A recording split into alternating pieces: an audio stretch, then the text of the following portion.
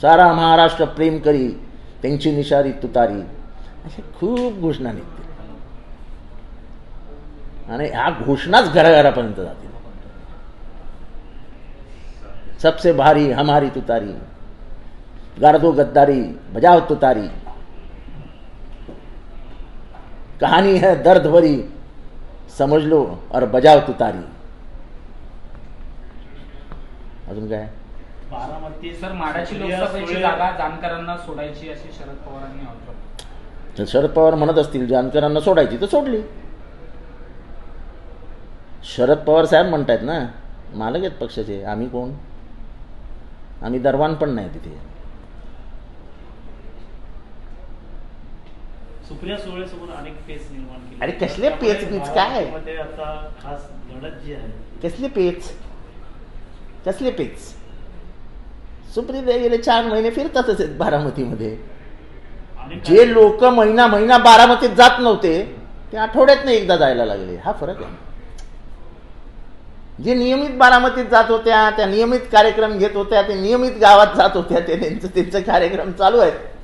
पण जे कधी गावातच जात नव्हते महिनाभर, ते आता दर रविवारी शनिवारी, आणि ज्यांनी कधी आयुष्यात जेवण दिलं नाही ते 500-500 किलो बोकडाचं जेवण देत आहेत, बोकड कापतायत, मटण देत आहेत.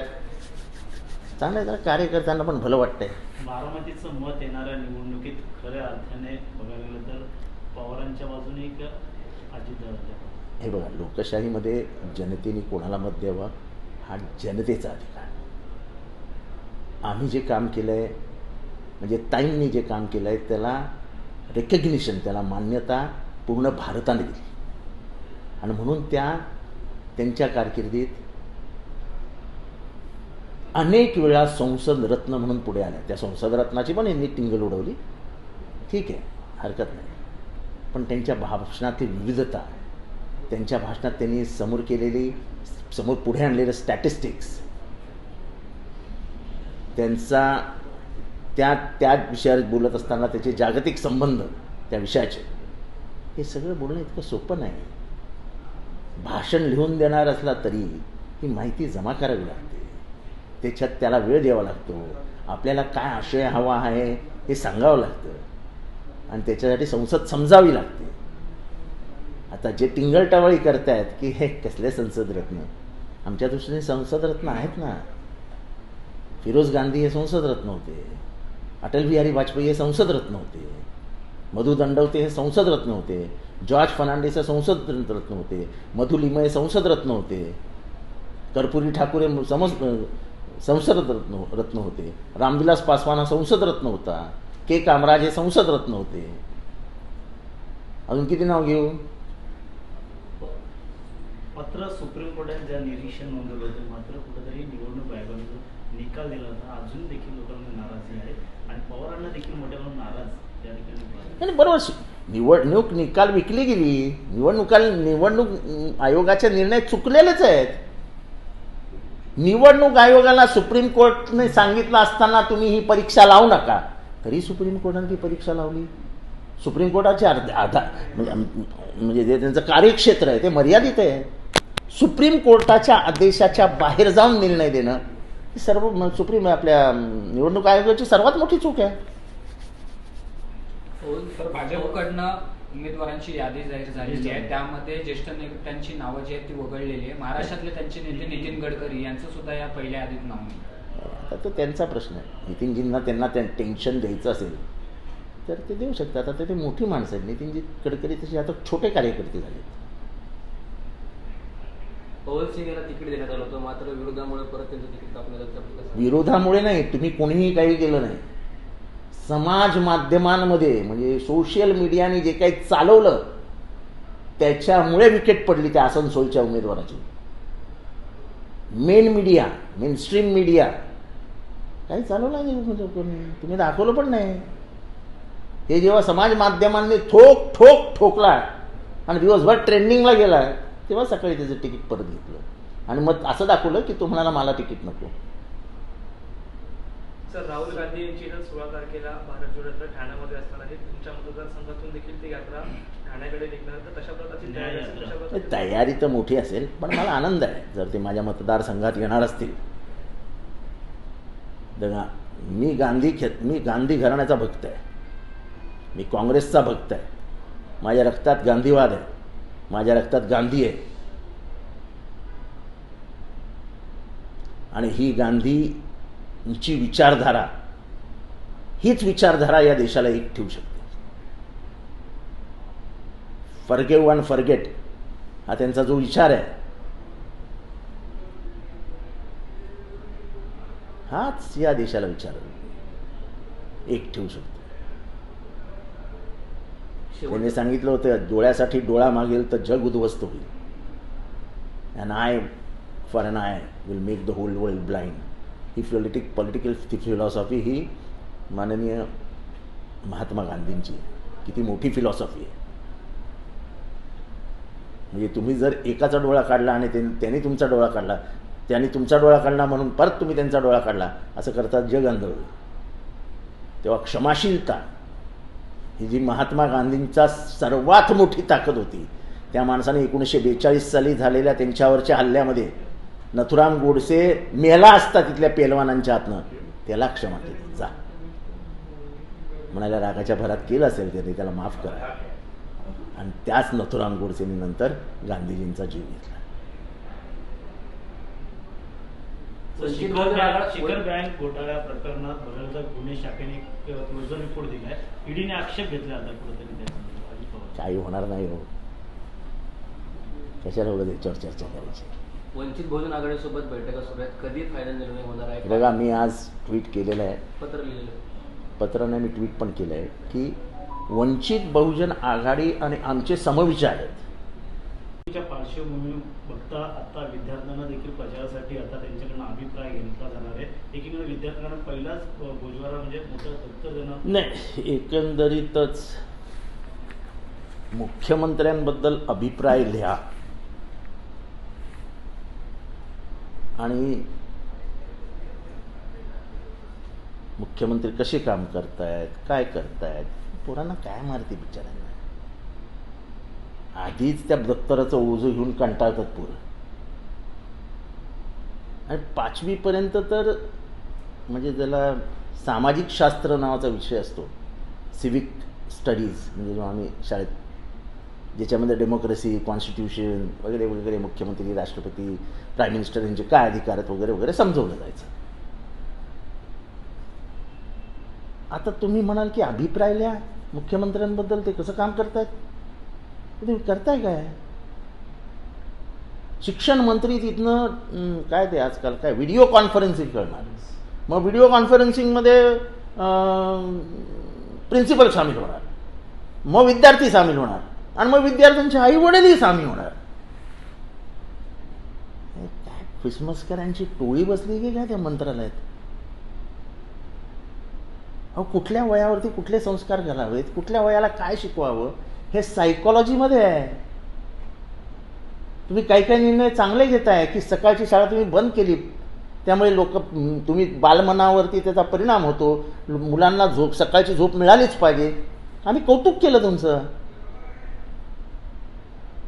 पण 3री, 4थी, 5वी, 6वी, 7वी त्या मुलांकडनं काहीतरी फॉर्म भरून घ्यायचा, मुख्यमंत्र्यांबद्दल काय वाटतं, कामाबद्दल काय वाटतं, काय बालिशपणा आहे.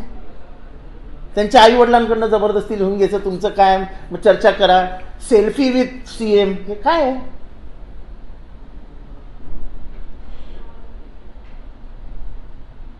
म्हणजे जे काही मोदी साहेब हे वेगळी पर्सनॅलिटी आहे. तुम्ही काय स्वतःला नरेंद्र मोदी समजायला लागले की काय? ते 2.5 वर्षात नरेंद्र मोदी साहेबांनी सेल्फी विथ सीएम, पीएम हे काही वर्षांनंतर काढलेली संकल्पना होती. तुम्ही तर आत्ताच निघाले काढायला. तुम्ही कोणाबरोबर सेल्फी काढा, आमचं काही म्हणणं नाही. तुम्ही दिसायला सुंदर आहात, स्मार्ट आहात, दाढी मस्त काळी वगैरे आहे, सगळं व्यवस्थित आहे, पण ही जबरदस्ती कशाला सेल्फी काढायची? तुम्हाला काय वाटतं, म्हणजे समाज खुश होईल का तुमच्याबरोबर सेल्फी निघाल्यावरती? ते काय फोटो घरात लावतील असं वाटतं का तुम्हाला? पोरांना ताण देऊ नका, पोरांना त्रास देऊ नका, काहीतरी त्यांच्याकडनं भरून घेऊ नका. हे नको ते चोचले महाराष्ट्र सहन करत नाही. तर खाजगीकरण शाळा असतील म्हणजे एकीकडे तुम्ही खाजगीकरण करताय शाळांचं, दुसरीकडे 5 शाळांचं एकत्रीकरण करताय. तुमच्याकडे शिक्षक नाही आहेत, शाळेच्या भिंती पडलेल्या आहेत, शिक्षकां वेळेवर पगार मिळत नाही, 7वा वेतन आयोग लागू झालेला नाही आहे, लोकांना 5-5 किलोमीटर 10-10 किलोमीटर शाळा चालत यावी लागते. ह्याच्यावरती विचार करूया.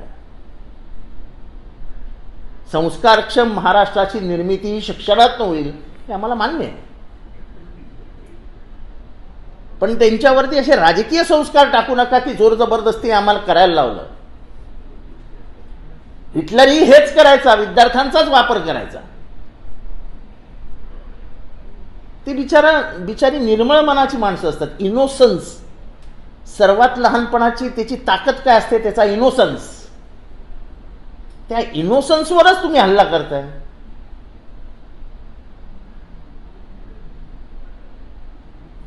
जे काय चालू आहे ते काय फार योग्य आहे असं मला वाटतं. हे सर्व निवडणुकीच्या आधी हा, म्हणजे हे निवडणुकीच्या आधीच काय केलं तुम्ही? 1 वर्षापूर्वी का नाही केलं? 1 वर्षाच्या अगोदर जर केलं असतं तर आम्हाला वाटलं असतं तुमचा उद्देश चांगला आहे, की त्यांनाही जाणीव झाली पाहिजे महाराष्ट्रात किती काम होत आहेत. आता समृद्धीला भोग पडलं, ही तर हेडलाईन होती. उद्या त्यांनी लिहिलं तर की समृद्धीला भोग पडलं ब्रिजला.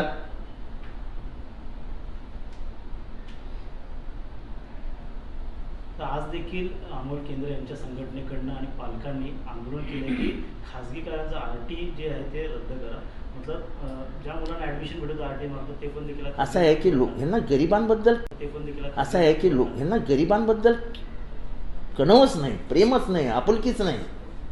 RT म्हणजे काय होतं? Right to education. आणि ही संज्ञा फार चांगली होती की लोकांना शिक्षणाचा अधिकार आहे आणि तो आपण मिळालाच पाहिजे.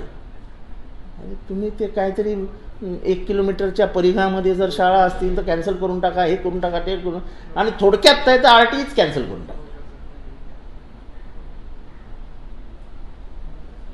एक गरिबांनी शिकू नये, हाच मूळ हेतू आहे तुमचा. समाजामध्ये 2 वर्ग तयार व्हावेत, एक गरिबांचा वर्ग आणि एक श्रीमंतांचा वर्ग.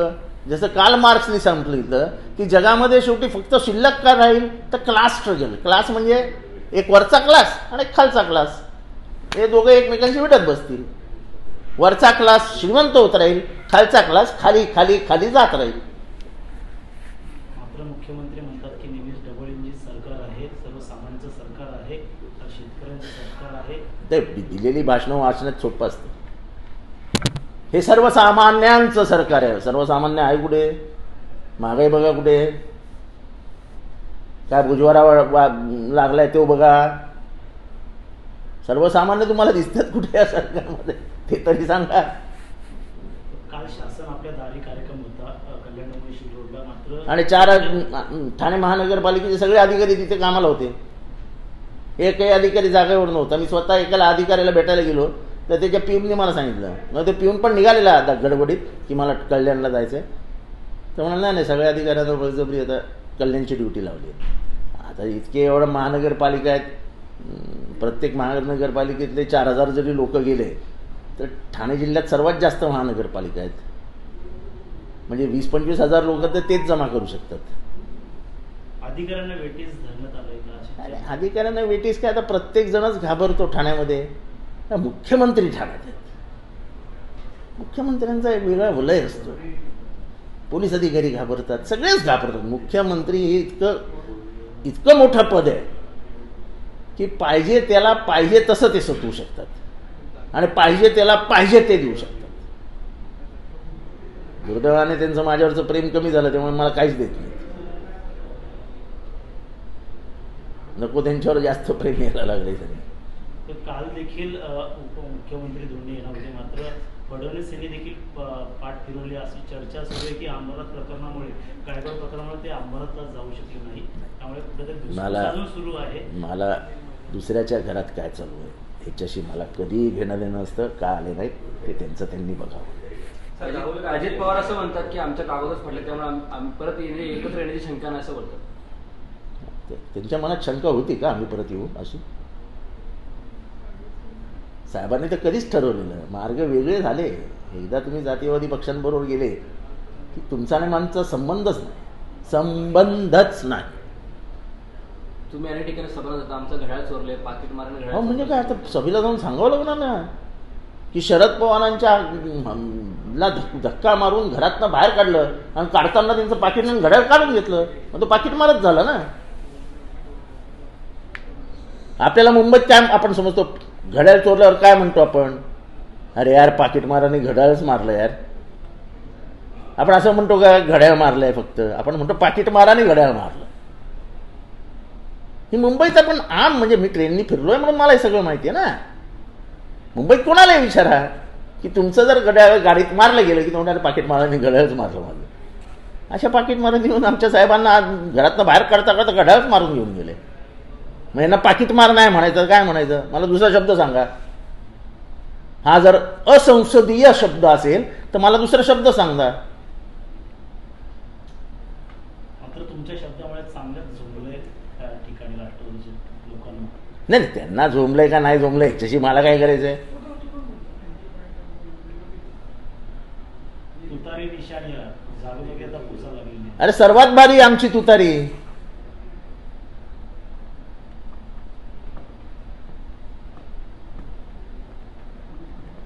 महाराष्ट्र घेईल भरारी, निशाणी महाराष्ट्राची तुतारी.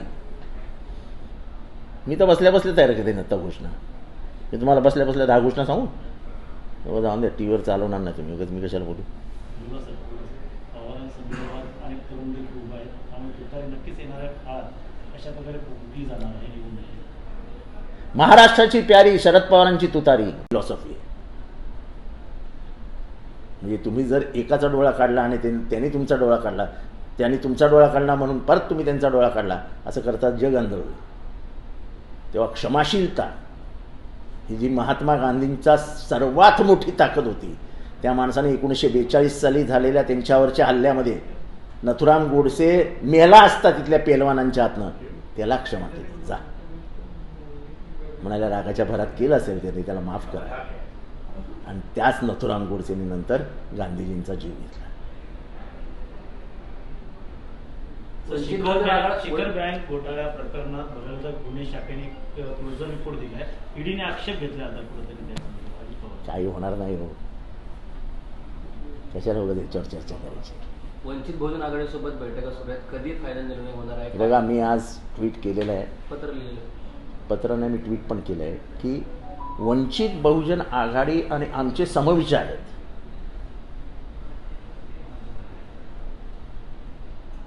संविधान वाचवणे, या देशातली लोकशाही वाचवणे, या देशातल्या अल्पसंख्याकांच्या मनात भरलेली भीती घालवणे, परत एकदा मनुवाद येतो की काय, ही जी एक मागासवर्गीयांमधली भीती तयार झाली आहे ती घालवणे, हे सगळं करायचं असेल तर आपल्याला दोघांना एकत्र येऊन इथे धूळ चारावी लागेल.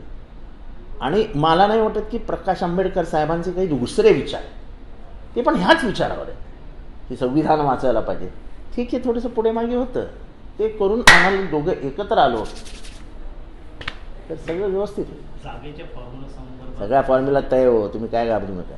भिवंडीची जागा काँग्रेस म्हणते. अहो जाऊ द्या हो, अंतिम यादी यायला वाट बघा ना. शांतपणाने, सगळं शांतपणाने होईल. ओके. मोदी शहा पुन्हा आता महाराष्ट्रात वारंवार येत आहेत, त्यामुळे कुठेतरी अनेक कार्यक्रम, जे काही सर्वे येत आहेत ते सगळे BJPच्या विरोधात येत आहेत. जे काही सर्वे येत आहेत, लोक स्पष्टपणाने म्हणत आहेत की तुम्ही सत्ता घेतल्यानंतर ज्या पद्धतीने पक्ष फोडता ती पद्धत लोकांना आवडलेली नाही. आणि त्यामुळे महाराष्ट्रात जरा परिस्थिती खराब आहे. आणि त्या परिस्थितीवर मात करायची असेल तर ह्यांच्याकडे एकच रामबाण उपाय, मोदी आणि शहा. सर, असीम सरोदेंनी गंभीर आरोप केलेले आहेत. मुख्यमंत्री त्यांच्यासोबत गेलेले आमदारची रोटी लागले होते, एअर हॉस्टेसचा विनयभंग अत्याचार केल्याचा प्रयत्न केला गेला असं त्यांनी म्हटले. असीम सरोदे ते ज्या हॉटेलमध्ये राहायला होते त्याच्यावरती एअर हॉस्टेस राहत होत्या, तर त्यापैकी कोणी विनयभंग केला याची माहिती समोर आली पाहिजे. कोणत्या आमदारांनी विनयभंग केला अशी माहिती त्यांनी मला या विषयावर माहीत नाही, त्या विषयावर मी बोलणार.